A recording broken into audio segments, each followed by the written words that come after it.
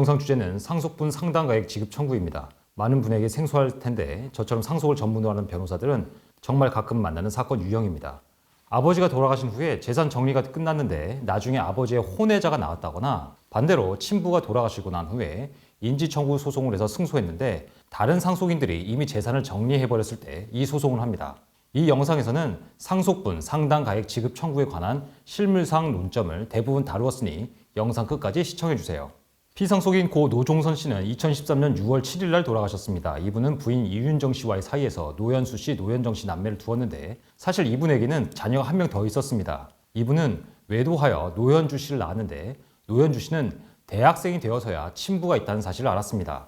고 노종선 씨는 노현주 씨가 초등학교에 들어가기 전까지는 노현주 씨의 어머니에게 양육비도 잘 보내주었고요. 노현주 씨의 어머니의 요구에 따라서 유전자 검사도 하였습니다. 그 대신에 인지, 즉 호적에 올리는 건 나중에 언젠가는 해주겠다고만 하였습니다. 그러다가 고 노종선 씨와 연락이 끊어져 버렸습니다.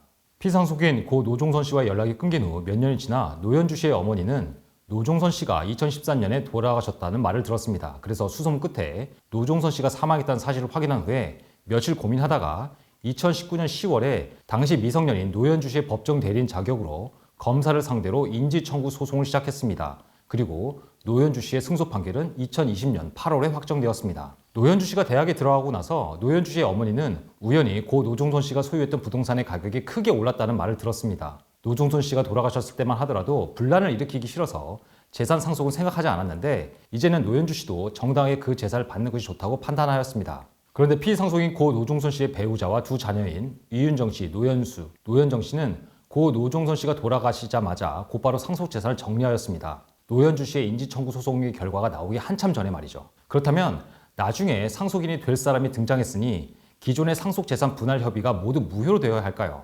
상속재산을 나누기 위해서는 공동상속인 전원의 협의가 필요하므로 상속인 중 일부가 협의를 거부하면 어쩔 수 없이 가정법원에 상속재산 분할 심판 청구를 해야 한다는 점을 기존 영상에서 말씀드렸습니다. 여러 상속인 중 단 한 명이라도 빠지면 그 사람을 제외한 다른 상속인들이 아무리 합의를 봤다고 하더라도 그 협의는 무효이고 반대로 상속인 아닌 사람이 협의에 포함되어 있어도 협의는 무효가 됩니다. 그래서 노현주 씨가 비록 혼외자이지만 고 노종선 씨의 상속인이니 노현주 씨를 뺀 상속재산 분할은 무효가 되어야 합니다. 하지만 이렇게 처리하면 문제가 생기겠죠. 왜냐하면 피상속인 사망 이후에 상속재산을 나눌 당시에 피상속인의 재적등본이나 가족관계증명서에 나와 있는 상속인들이 협의 또는 가정법원의 심판으로 재산을 나누었는데 나중에 혼외자가 나왔다는 이유로 기존의 협의나 심판을 무효로 한다면 법적 안정성에 큰 혼란이 생깁니다. 예를 들어 2013년 6월에 고 노종선 씨의 재산을 배우자인 이윤정 씨가 상속받기로 하고 그 재산을 제3자에게 매각하였는데 2020년에 혼외자인 노현주 씨의 존재가 밝혀졌다고 해서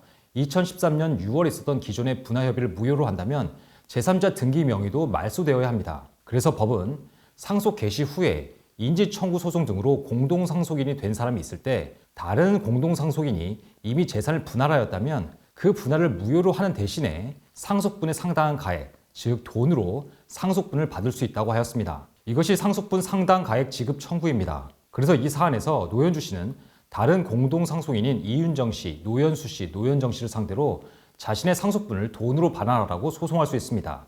이때 노현주 씨의 상속분 상당 가액 지급 청구 소송에 관한 몇 가지 논점을 말씀드립니다.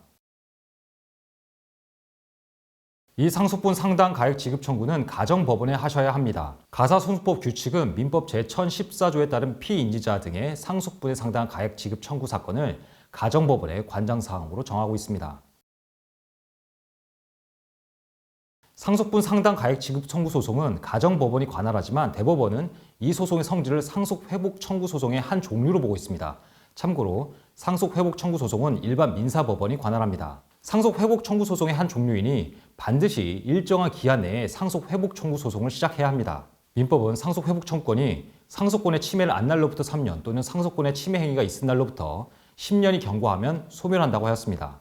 그래서 대법원은 혼외자가 법원의 인지판결 확정으로 공동상속인이 된 때에는 그 인지판결이 확정된 날에 상속권이 침해되었음을 알았다고 보고 있었습니다. 여기까지는 문제가 없습니다. 노현주 씨가 2020년 8월에 인지소송 승소 판결을 받았으니 2023년 8월까지 이 소송을 시작하면 됩니다. 그런데 만약 노현주 씨가 2023년 7월에 이 소송을 시작했다면 불과 며칠 차이로 상속분 상당 가액 지급 청구권이 소멸할 수도 있습니다. 왜냐하면 이윤정 씨와 노현정 씨가 노현주 씨를 제외하고 재산을 분할할 때는 2013년 6월이었고 노현주 씨가 소송을 시작할 때는 2023년 7월이니 상속회복 청구권의 제척기간 10년은 이미 지나버렸죠. 그럼 노현주 씨와 같은 처지에 있는 분들, 즉 인지청구 소송에서 승소한 날로부터 3년은 지나지 않았는데 친부가 돌아가신 시점이 워낙 오래전이라 상속재산이 분배된 때로부터 10년이 지나버렸다면 상속을 받을 수 없을까요? 다행히 그렇지 않습니다. 최근 헌법재판소의 결정을 소개합니다. 헌법재판소는 상속 개시 후 인지에 의하여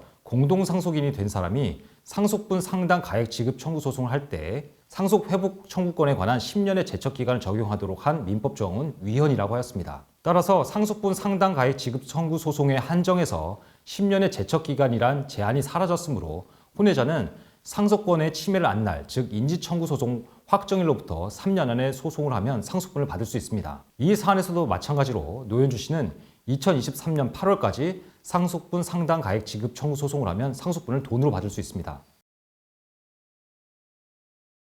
그럼 노현주 씨가 반환받는 상속분의 가액의 기준은 무엇일까요? 일단 대법원은 다른 공동상속인들이 상속재산을 실제 처분한 가액 또는 처분한 때의 시가가 아니라 사실심 변론 종결 시, 즉 소송상 현재 시점의 시가를 의미한다고 하였습니다. 아무래도 대법원은 원래 상속분을 반환하는 대신 돈으로 반환하는 것이니 실질적으로는 새로운 분할 절구와 같다는 의미로 해석하는 것 같습니다. 그런데 문제는 피상속인 사망 이후 다른 상속인들이 재산을 매각했는데 재산의 현재 가액이 폭등했을 때입니다. 예를 들어 이윤정 씨와 노현정 씨가 2013년 6월에 상속 부동산인 아파트를 10억 원에 팔았는데 노현주 씨가 상속분 상당 가액 지급 청구 소송을 한 2023년 7월 당시 이 아파트의 시세가 30억 원이 되었다고 하면 이윤정 씨와 노현정 씨는 30억 원을 기준으로 가액을 반환해야 한다는 결론이 나옵니다. 그럼 다른 상속인들은 지금 가지고 있지도 않은 돈을 혼외자에게 반환해야 한다는 문제가 생길 수도 있죠. 그래서 이 오배는 조심스레 이 대법원 판례는 언젠가 변경되지 않을까 생각합니다. 그 이유는 최근 유류분에 관한 대법원 판례 때문입니다. 지난 영상에서 수십 년 전에 증여받은 재산의 가치평가를 어떻게 하는지 말씀드린 바 있습니다. 정리하자면 대법원은 지난 2023년 판결에서 수증자가 증여받은 재산을 처분했다면 그 처분 당시의 가액을 기준으로 상속 개시 시까지 물가 상승률을 반영하는 방법을 써서 증여 재산의 가격 폭등 문제를 해결했습니다. 그렇다면 상속분 상당 가액 지급 청구에서도 상속 재산이 처분되었을 때 당시 처분 대금에다가 물가 상승률을 반영한 가치를 기준으로 가액을 반환하는 것이 2023년 유류분 반환에 관한 대법원 판례와 균형이 맞지 않을까 합니다. 여기까지는 제 생각이고 일단 1993년 대법원 판례가 그대로 적용될 것이므로 이윤정 씨와 노현정 씨는 이미 처분해버린 상속재산의 현재 시세를 기준으로 노현주 씨에게 상속분을 반환해야 합니다.